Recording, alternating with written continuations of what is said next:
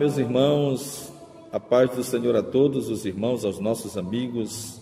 Um bem-vindo ao nosso canal Sondando a Bíblia. Eu sou o pastor Hélio Santos, faço parte da Igreja Evangélica Assembleia de Deus, na cidade de Viana, Maranhão. Aqui o nosso pastor-presidente é o pastor Pedro Aldir Damasceno e o nosso vice-presidente é o pastor Espúgio Damasceno. E hoje iremos falar sobre o arrebatamento da igreja. E convidamos você nesse momento a realizarmos a leitura da palavra de Deus. Primeira carta de Paulo aos Tessalonicenses, capítulo 4, versículo 16 e versículo 17, que diz: Porque o Senhor mesmo, dada a sua palavra de ordem, ouvida a voz do arcanjo e ressoada a trombeta de Deus, descerá dos céus, e os mortos em Cristo ressuscitarão primeiro. Depois nós, os que ficarmos vivos, seremos arrebatados juntamente com ele nas nuvens, a encontrar o Senhor nos ares, e assim estaremos sempre com o Senhor. Convidamos neste momento a realizarmos uma oração. Senhor nosso Deus, nosso Pai, nós te apresentamos este estudo e te apresentamos a todos que estão assistindo neste momento este vídeo. Em nome de Jesus, abençoa e te revela e esclarece para nós, segundo a tua palavra. Amém e amém. Meus irmãos e amigos, nós iremos falar sobre o arrebatamento da igreja, que será o primeiro evento escatológico que a Bíblia Sagrada nos fala. Estamos vivendo os sinais que antecedem a volta de Jesus à terra. Jesus voltará a esta terra. Ele mesmo falou. Mais de 300 vezes o Novo Testamento fala que Jesus voltará novamente. E nós queremos apresentar 3 correntes teológicas que falam sobre o arrebatamento de Jesus, da volta de Jesus. O primeiro são os pré-tribulacionistas, que é um grupo de teólogos que, com afinidade aos textos bíblicos, nos informam que o arrebatamento da igreja será antes da grande tribulação. Nessa corrente teológica eu faço parte, também faço parte do dispensacionalismo clássico, aonde se encaixa também com os pré-tribulacionistas. Muito bem, os segundos são os mesotribulacionistas, que dizem que o arrebatamento da igreja virá no meio da grande tribulação. A tribulação é um período de 7 anos, estaremos tratando mais na frente sobre isso, e eles dizem que 3 anos e meio será paz, e no final dos 3 anos e meio de paz, vai iniciar os 3 anos e meio da grande tribulação, e aí Jesus volta no meio, isso segundo os mesotribulacionistas. E tem também a outra corrente teológica, que são os pós-tribulacionistas, que dizem que Jesus virá após a grande tribulação. Ou seja, o arrebatamento com a volta de Jesus em glória é o único evento que acontecerá no final da grande tribulação. Mas com base na Bíblia Sagrada, nós afirmamos que Jesus voltará antes da grande tribulação que há de vir sobre o mundo todo. A Bíblia diz aqui, na carta de Paulo aos Tessalonicenses, no capítulo 1 desta carta, versículo 10, diz o seguinte, preste bem atenção: E esperar dos céus a seu Filho, a quem ressuscitou dos mortos, a saber, Jesus, que nos livra da ira futura. Nos livra da ira futura. Nesta mesma carta, no capítulo 5, versículo 9, Paulo também diz o seguinte a esta igreja: Porque Deus não nos destinou para a ira, mas para a aquisição da salvação por nosso Senhor Jesus Cristo. Em Apocalipse, capítulo 3, versículo 10, diz: Porque guardaste a palavra da minha paciência, eu te guardarei da hora da tribulação que há de vir sobre o mundo inteiro. Então está mais que provado que a igreja não vai passar pela grande tribulação. Deus não nos destinou para a ira. Deus nos destinou para a salvação, tanto do nosso corpo quanto da nossa alma. E João Batista, quando estava pregando no deserto da Judéia, que viu os fariseus, ele disse: raça de víboras, quem vos ensinou a fugir da ira futura? Produzi, pois, fruto digno de arrependimento.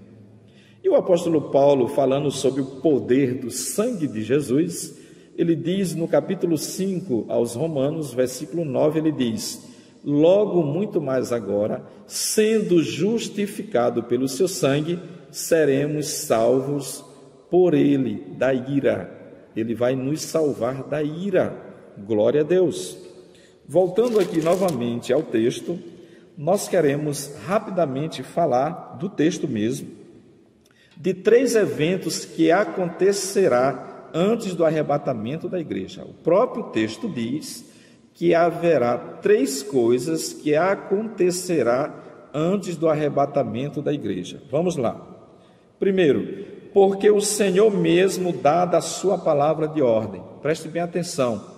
Há muitos por aí dizendo que Jesus não sabe o dia da sua vinda. Esse texto, o próprio texto, nos diz que ele sabe. Porque o Senhor mesmo, que Senhor mesmo é esse? O Senhor que salvou a igreja de Tessalônica, o Senhor que humanizou-se, o Senhor que viveu entre nós, o Senhor que curou, o Senhor que foi crucificado, o Senhor que ressuscitou dos mortos e o Senhor que prometeu que virá. Aqui diz, porque o Senhor mesmo dá da sua palavra de ordem. Quem vai dar a palavra de ordem será o nosso Senhor Jesus. Ele sabe sim o dia da sua vinda. Mas você pode dizer: ah, pastor, mas há um texto em Mateus 24, 36, que diz que a respeito daquele dia e hora ninguém sabe. Quando Jesus falou este texto, Jesus estava humanamente falando. Mas quando Jesus ressuscita dentre os mortos, a Bíblia diz que ele disse: todo o poder é-me dado nos céus e na terra. Então, de fato, Jesus sabe o dia da sua volta. O próprio texto está dizendo: dada a sua palavra de ordem. Essa palavra de ordem dele vai ser dada a quem? Nesse primeiro momento, essa palavra de ordem será dada ao arcanjo. A Bíblia só fala o nome de um arcanjo, que é Miguel. Eu não estou dizendo com isto que não exista outros arcanjos, mas a Bíblia só registra o nome de um arcanjo. A Bíblia faz referência a outros príncipes, que nós não iremos tratar nesse momento. Mas a palavra de ordem foi dada ao arcanjo. Isso quer dizer o quê? Isso quer dizer que haverá uma solenidade no céu antes do arrebatamento da igreja. Haverá uma solenidade. Preste bem atenção. Dada a sua palavra de ordem. Quem deu essa palavra de ordem ao arcanjo? Jesus. Muitos teólogos, muitos pregadores por aí, até mesmo irmãos e irmãs, que vão orar aos anjos, que vão pedir aos anjos, que vão determinar aos anjos, que vão dar ordem aos anjos. Mas, pelo texto sagrado, quem dá a palavra de ordem aqui é Jesus. É Ele que ordena aos anjos. Salmo 91 diz que Ele dará ordem aos seus anjos. Quem dá ordem é Ele, é o nosso Senhor Jesus. Anjo não dá ordem a anjos. Por exemplo, o arcanjo Miguel não dá ordem a Gabriel, e assim sucessivamente. Todos os anjos são regidos e obedecem a uma única voz, que é a voz daquele que enviou. Os anjos são mensageiros, os anjos são ministros que estão aí de prontidão para guardar o povo de Deus. Então eles recebem ordem diretamente do seu Deus, do nosso Senhor Jesus Cristo. Então, a primeira coisa que vai acontecer é essa palavra de ordem. Segundo, ouvida a voz do arcanjo. Quando o Senhor der a ordem, agora vem o anjo e responde a essa ordem.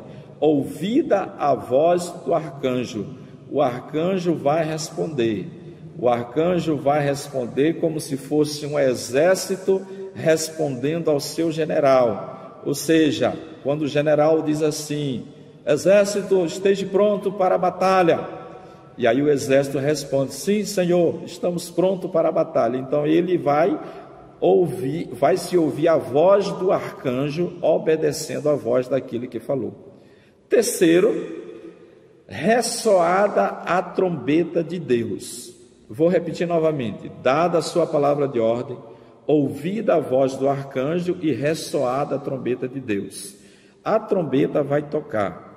Os mesotribulacionistas dizem que essa trombeta é a 7ª trombeta do Apocalipse 11, versículo 15, mas não é.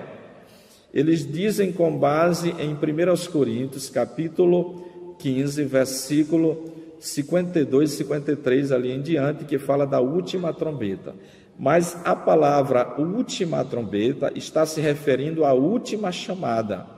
No Antigo Testamento, as trombetas eram tocadas em uns determinados momentos. Por exemplo, quando era para se reunir o povo, era tocado a trombeta. Quando era para viajar, para peregrinar, era tocada a trombeta. Quando era para guerrear, era tocada a trombeta. Inclusive em outros eventos particulares, como o evento da destruição das muralhas de Jericó, as trombetas também foram tocadas ali e caíram e ruíram as muralhas de Jericó. Então, as trombetas têm um papel importante nas Sagradas Escrituras e no arrebatamento da igreja. Ou seja, vamos voltar novamente. Dada a sua palavra de ordem, o arcanjo responde a essa ordem e inicia o toque da trombeta. Aqui quem toca a trombeta possivelmente é o arcanjo. E lá em Apocalipse capítulo 11, quem toca a trombeta é um anjo. É o 7º anjo que toca a 7ª trombeta. Então não vamos confundir, certo? Então esses eventos acontecerão, essas 3 solenidades, essa solenidade acontecerá mesmo. A palavra de ordem, ouvida a voz do arcanjo, ressoada a trombeta de Deus. Aí o texto diz: descerá dos céus. Essa palavra descerá dos céus não quer dizer que Jesus virá até a terra, porque o texto diz que nós iremos nos encontrar com ele nos ares. Então ele está no céu, desce aos ares, as nuvens, e a igreja se encontra com ele ali nas nuvens.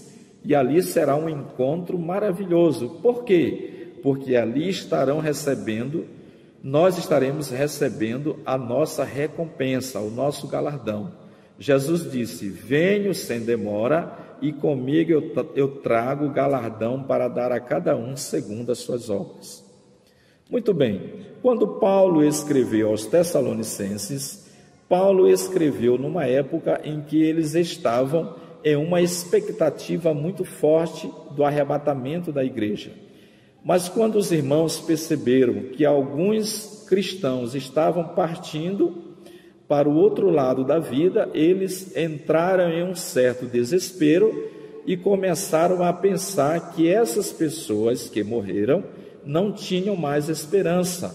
Aí Paulo diz na primeira carta, no capítulo 4, versículo 13, ele diz: não quero, porém, irmãos, que sejais ignorantes acerca dos que dormem, para que não se entristeçais como os demais.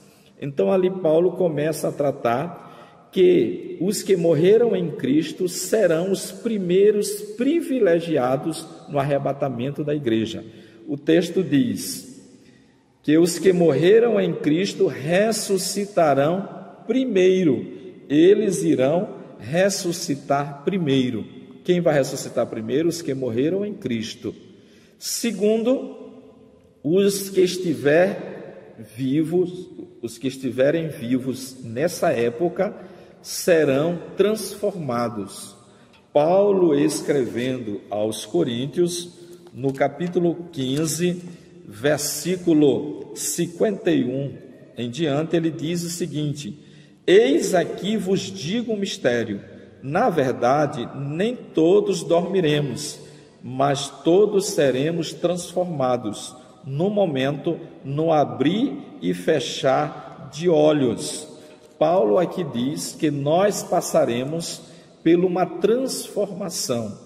Os que morreram em Cristo, a Bíblia diz, convém que aquilo que é corruptível, aquilo que já está em decomposição, se revista de uma incorruptibilidade, e aquilo que é mortal se revista da imortalidade.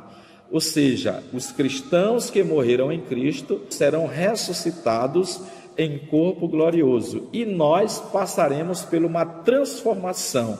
Por quê? Porque carne e sangue não pode herdar o reino de Deus. Então o texto diz aqui que nós seremos transformados. De que forma ficará o nosso corpo? A Bíblia diz que o nosso corpo ficará igual ao corpo do Senhor Jesus Cristo após a ressurreição dele. Reparem que os discípulos estavam com a porta fechada e Jesus entrou e ainda pediu que tocasse nele. Ali está Jesus em corpo glorioso, mesmo tendo aquele corpo, aparência, se vê ele, mas aquele corpo é capaz de atravessar uma parede. Olha o que Paulo diz aos Filipenses no capítulo 3, versículo 21. Vamos ler do versículo 20. Mas a nossa cidade está nos céus, de onde esperamos o Salvador, o Senhor Jesus Cristo, que transformará o nosso corpo abatido, esse corpo aqui, que está sujeito à corrupção, está sujeito à decomposição.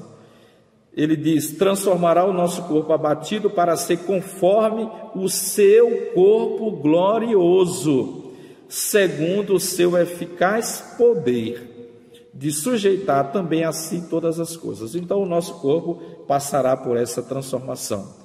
Paulo, ainda falando aos romanos, ele diz algo muito interessante. Ele diz que os sofrimentos do tempo presente não podem se comparar com o peso de glória que há no porvir para o seu povo. Então haverá um peso de glória muito maior para nós. Devemos nos preparar para o dia do arrebatamento da igreja. Outra coisa interessante também é a velocidade com que vai acontecer o arrebatamento da igreja.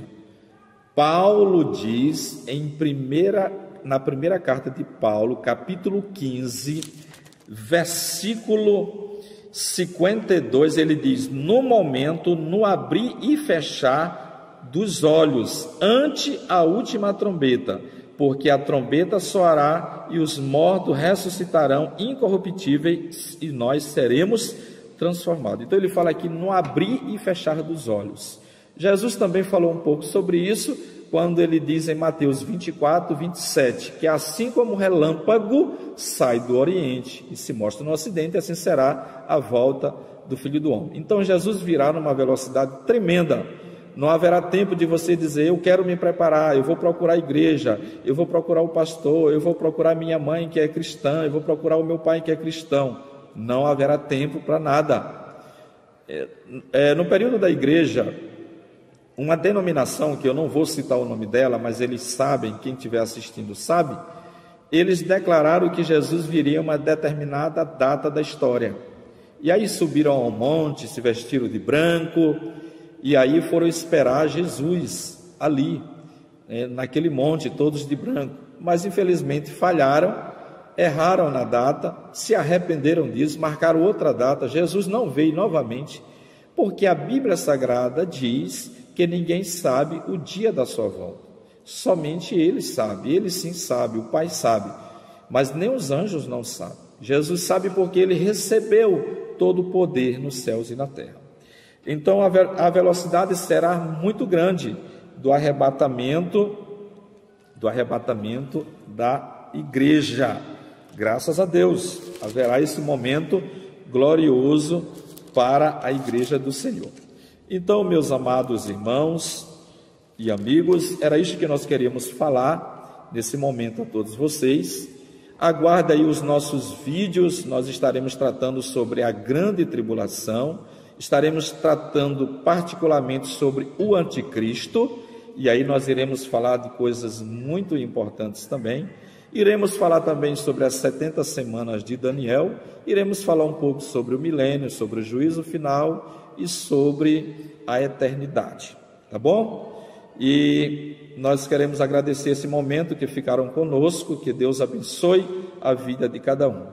Acredito que todos que participaram estão cientes que nós utilizamos os textos bíblicos para falar sobre esse arrebatamento da igreja. Um grande abraço e nesse momento, no encerramento, você vai lá, dê o like e se inscreva em nosso canal se você ainda não é inscrito.